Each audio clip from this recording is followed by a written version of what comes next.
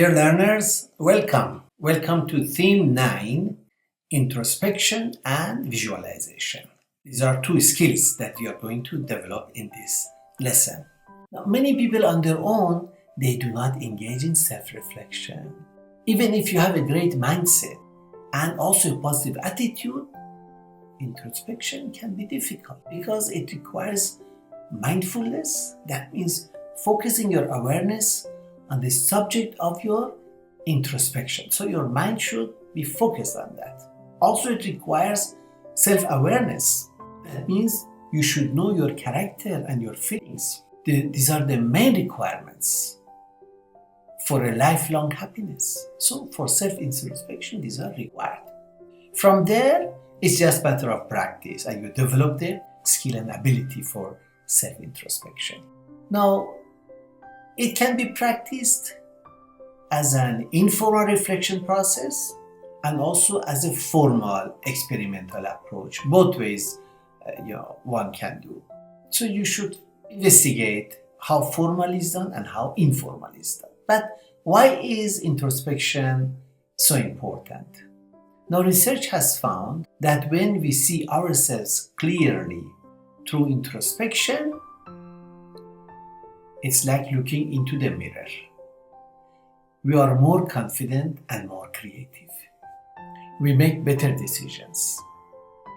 We form stronger bonds with others and we communicate more effectively.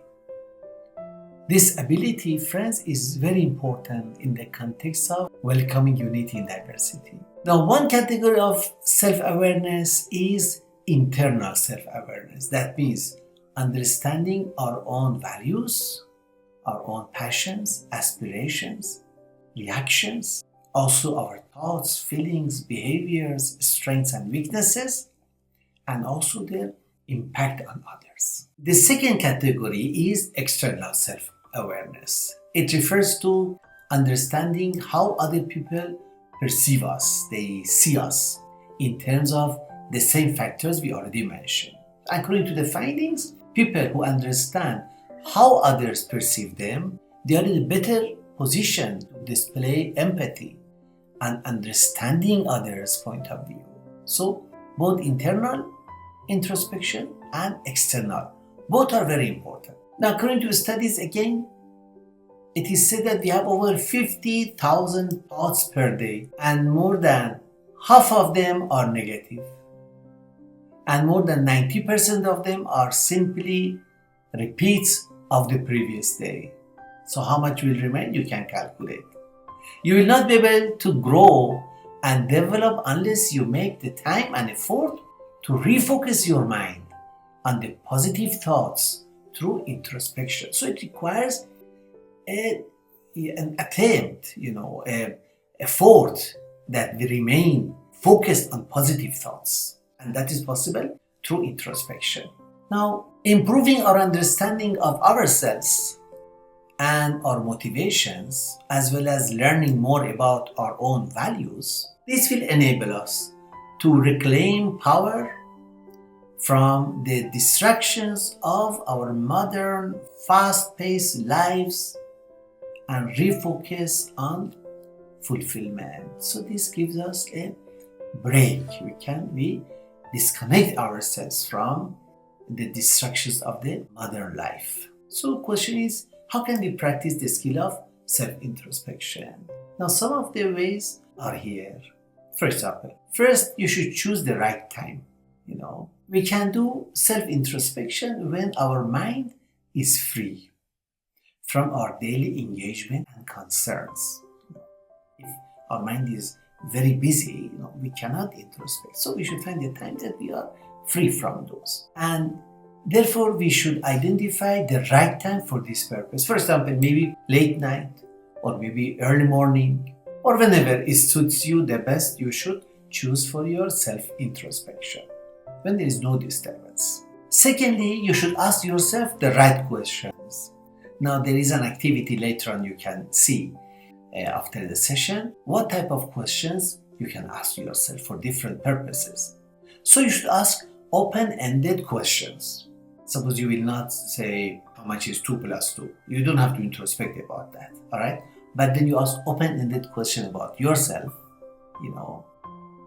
why I reacted in that situation that way, why I felt sad when I heard that, These are open-ended questions that allows you to introspect. Why I feel, irritated whenever I see her. So such open-ended questions as what you truly desire to achieve in life, for example. What are the values and principles you will never compromise with? These are the kind of things which are most suitable for introspection. Thirdly, we should remain a fair-minded observer. So don't try to justify your actions and your feelings. No.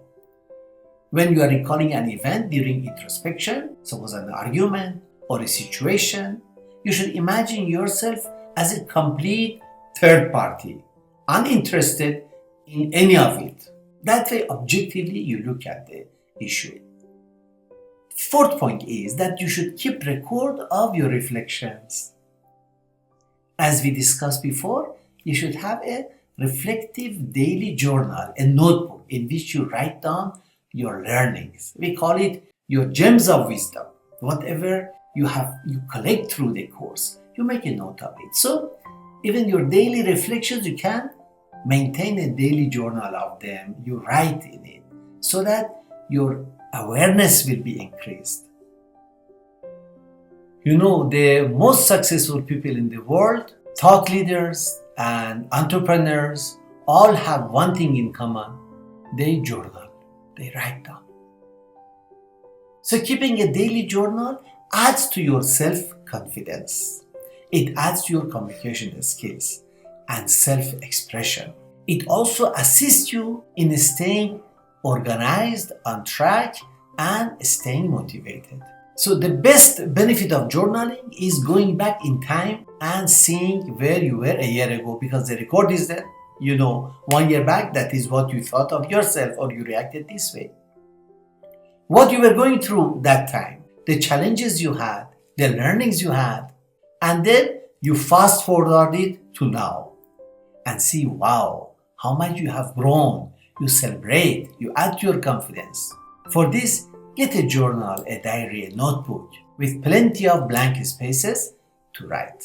Now, the next skill is a skill of visualization. So for us who are, set on the path of welcoming diversity to build society, which is a huge task, contribute to building a better society is a gigantic work.